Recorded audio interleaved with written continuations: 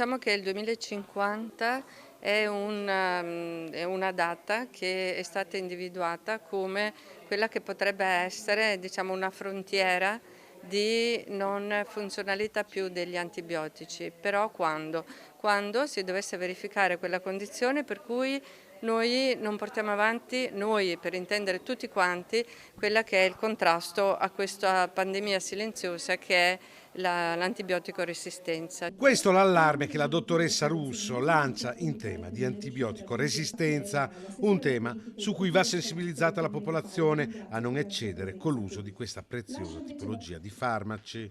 Da qui l'idea della mostra grande come un virus che, grazie alle opere nate dalla collaborazione dell'Istituto di Biofisica del CNR di Milano e dell'Istituto Europeo di Design, racconta i microrganismi dai virus ai batteri e le loro differenze.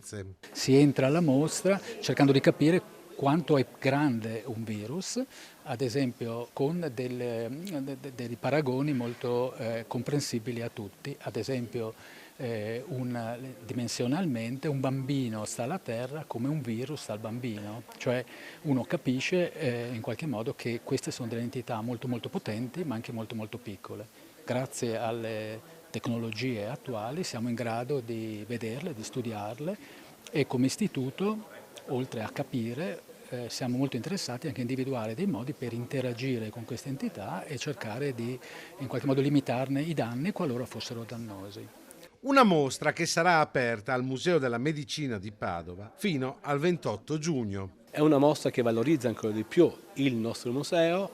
Ecco, ricordo che nel giro di circa un mese e mezzo abbiamo inaugurato la seconda esposizione temporanea. Un mese e mezzo fa ne abbiamo inaugurato un'altra dedicata al cuore e questa è la seconda esposizione temporanea che il nostro museo ospita insieme ovviamente all'esposizione permanente. Quindi fa sì che il nostro museo diventi un punto di riferimento assoluto non solo per la città di Padova ma per appunto l'intera regione.